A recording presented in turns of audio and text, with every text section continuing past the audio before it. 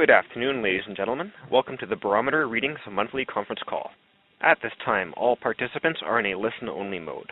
Following the presentation, we will conduct a question-and-answer session, at which time instructions will be provided. For operator assistance during the call, please press star 0. I would now like to turn the call over to Angia Rubalkovic. Hi, good afternoon, everybody. Thank you very much for joining us on our regular monthly advisor conference call. Today, we have David Burrows, who will be providing a snapshot of what we are observing in reading our breadth models, and also providing some color on how we have positioned our portfolios in light of this and other market variables. And with this very brief intro, I will hand it over to Dave. Great. Hey, folks. Thanks for tuning in today. Interesting, all kinds of commentary at the beginning of the year from lots of prominent strategists and portfolio managers about the terrible bear market we were headed into. And it's times like that I always value the models that we have that have been very helpful over time at helping us to understand not so much what should happen, but what is happening, and to make sure that our portfolios are kind of in sync with that. If you just take a step back for a moment, the correction that we went through really started overseas in the spring of last year in China and Europe, those countries that were closest to the problem in China. And through the course of last year, we had a little wobble in the summer in the U.S., but the U.S. was very resilient, really was a leading market. Through the fall, U.S. market held up, driven by a couple of key sort of domestically focused sectors like consumer discretionary and technology. And then ultimately in December, weakness in the rest of the world started to get to the leading sectors in the U.S., and U.S. went into correction. And we came into 2016 with a very defensive stance. We were hedged in our portfolios versus the market.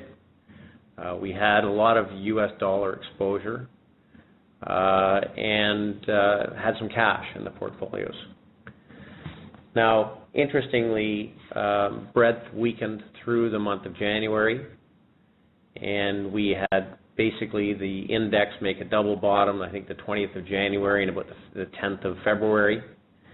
And at that time, when we look at the breadth models that we use, we got to a point where only 20% of all of the stocks in the NYSE had been able to hold their long-term positive price trends. So very few.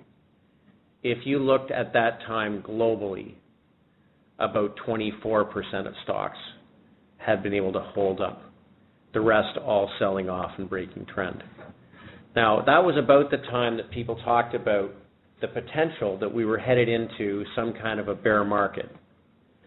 And it was our premise that, given the fact that we began what we believe is a new long-term bull market at the end of 2012, this was likely the first significant correction in what will be a multi-year up market for stocks. Now, to put that 20% number in perspective, the last time we got to a point where only 20% of stocks were in uptrends was in October of 2011, almost 5 years ago. Before that, at just a slightly lower number, March of 2009, which marked the bottom of the bear market.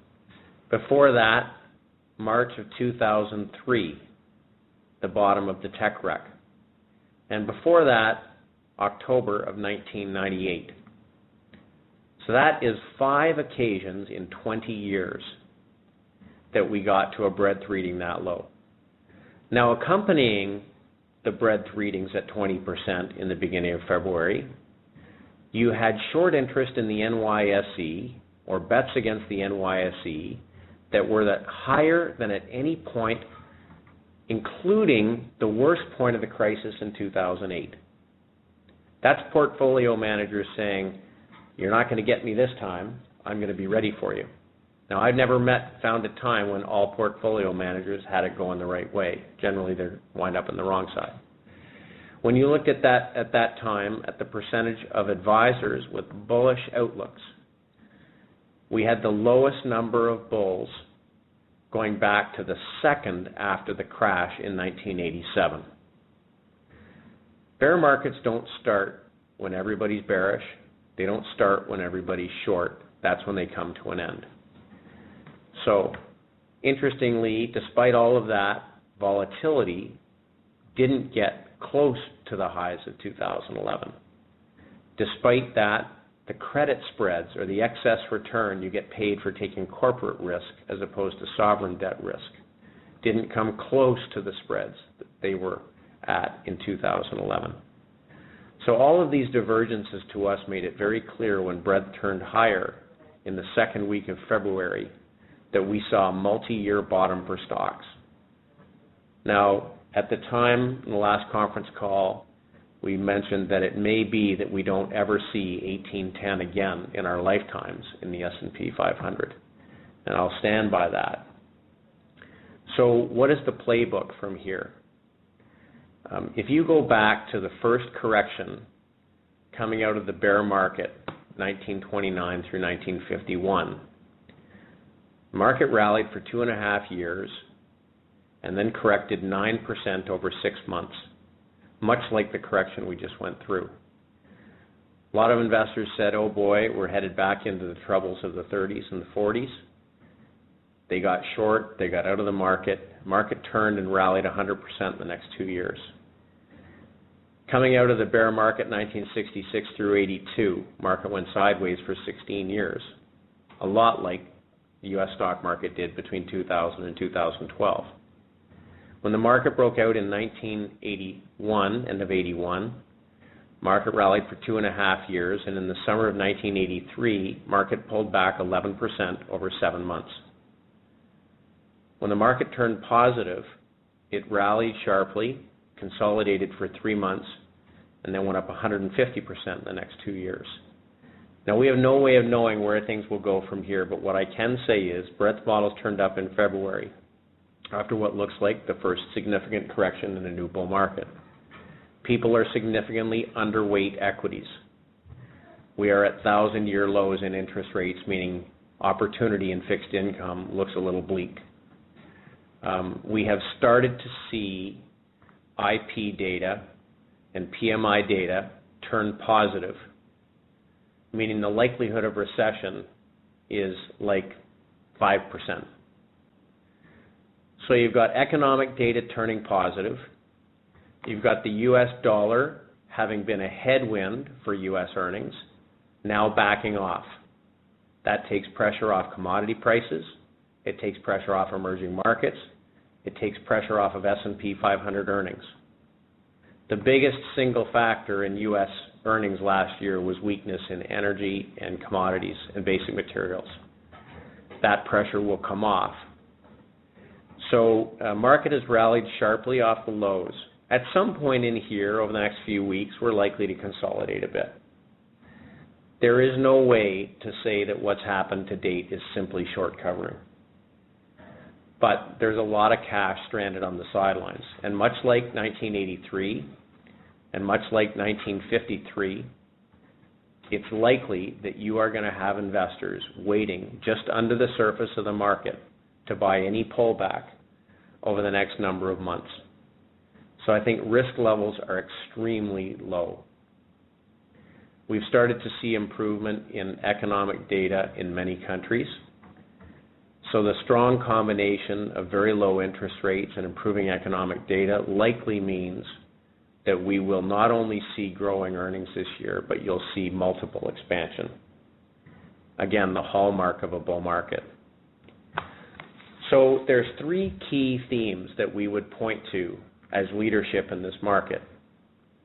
First of all, the leadership coming into the correction has followed through on the other side, and that is specifically U.S. consumer discretionary companies and technology, the 2 really key areas of secular growth. Consumer discretionary, of course, helped by low and plentiful energy, low price and plentiful energy. The second theme is that, in our process, when breadth narrows and narrows and narrows, meaning you get to a point in a sector or a theme where almost nothing's working, and then you start to see expansion in breadth, our job is to find the fundamentally attractive companies, the strongest companies in groups that are universally hated. So on the turn, of course, we saw a turn up in energy, basic materials, and precious metals, the most economically sensitive groups. So that's a second theme, and we'll see what kind of legs there are in that theme. There will always be some companies that, for whatever reason, have better operations, have a lower cost of capital, or have a strong balance sheet that will enable them to eat their peers. And then the third theme is one that's really important for our income strategy, and that is the relative value of dividend-paying stocks versus exceedingly low yields in sovereign debt around the world. And in the work that I do in the macro portfolio, there's an incredibly clear theme in low vol or high dividend paying ETFs, which are marching higher steadily by the day. So to put it simply, you could put a basket together today of 50 corporations in the U.S.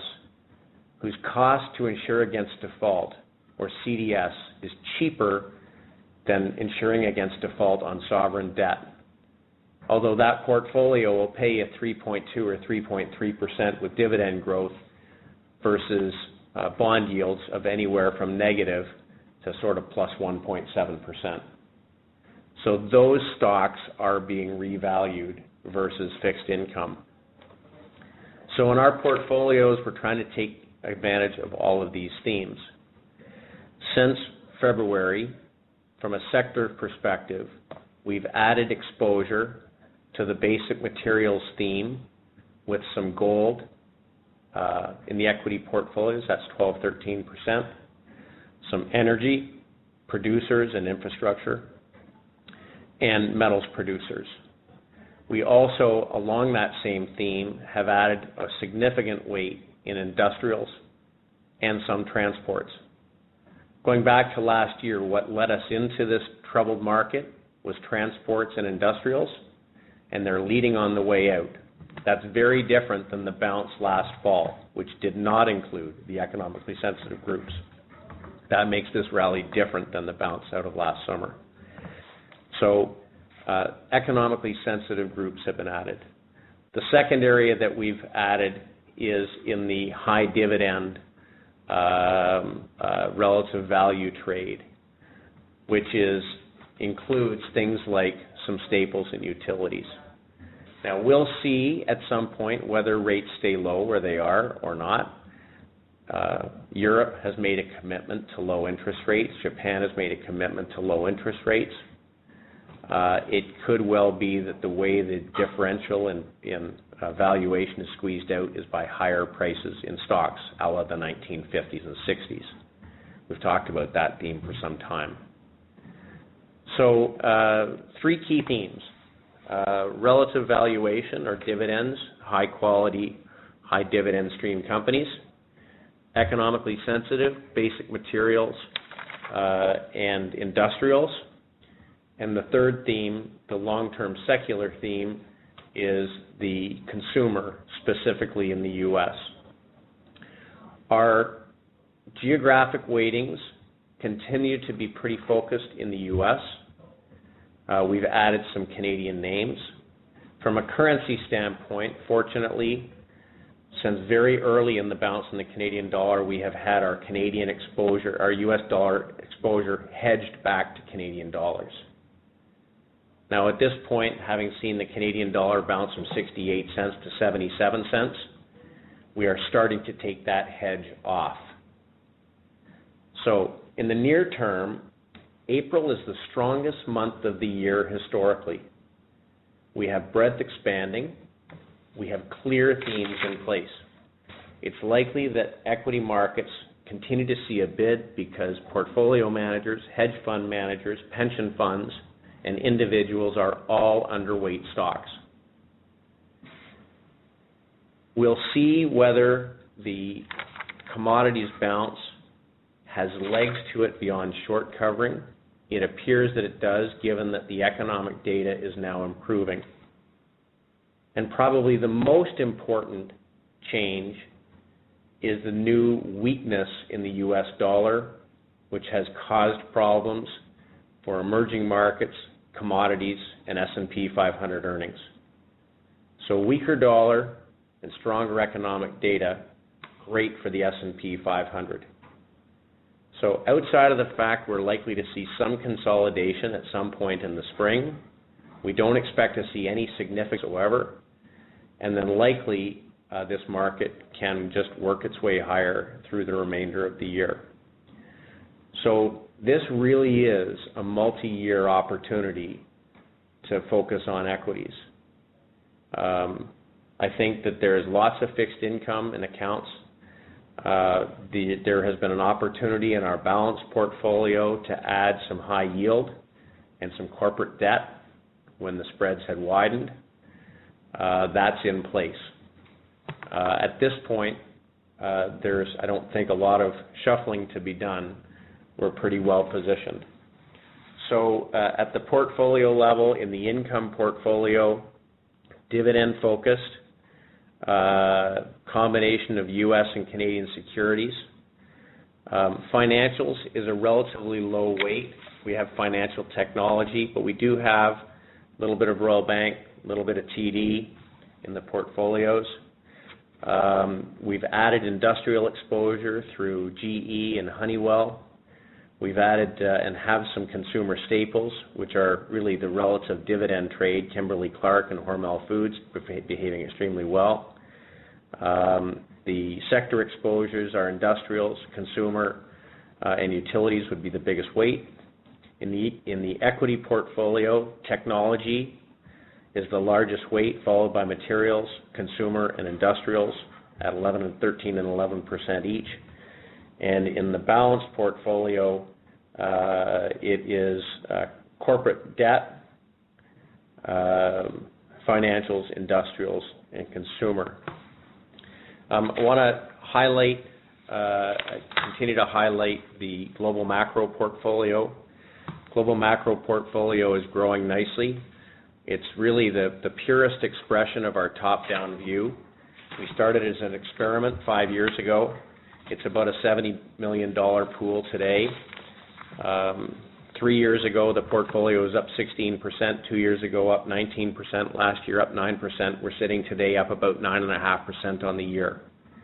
It's that very low volatility, and it's a multi-asset portfolio across asset classes, long, short, very simple, expressed using a basket of ETFs, which has been a significant focus of mine.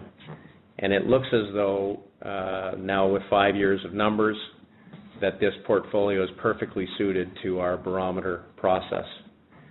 So I'd encourage you to take a look at putting money to work. Balanced portfolio, very low volatility, and excellent opportunities in non-dividend paying common stocks. The income portfolio, I think, is really set up to take advantage of the relative value trade with very good cash flow in a world where income is hard to come by. Very excited about that portfolio after last year, which was a tough year for income positions given the expectation of higher interest rates. And the equity portfolio, I think, is very well set up to take advantage of a cross-section of equity exposures. With that, maybe I could open it up to questions. At this time, I would like to remind everyone, in order to ask a question, please press star, then the number 1 on your telephone keypad. We'll pause for just a moment to compile the Q&A roster. Once again, that is star 1 to ask a question. Again, if you would like to ask a question, please press star 1 on your telephone keypad. And there are no questions at this time. Okay, folks. Well, thanks very much for tuning in. I'll pass it back to Andrea. And I'll thank everybody as well for tuning in as well, especially over such a busy time as March break. As Dave highlighted, 2016 does continue to be a very interesting year with a lot of moving parts. With that said, as always, our team has a number of different written pieces that we can share with you to help you with positioning with your own clients. And as always, we're happy to meet in person or over the phone and discuss any aspect as well. Please feel free to reach out to me or Sarah or Patrick and Charlie as well at any time. Thanks very much. This concludes today's conference call. You may now disconnect.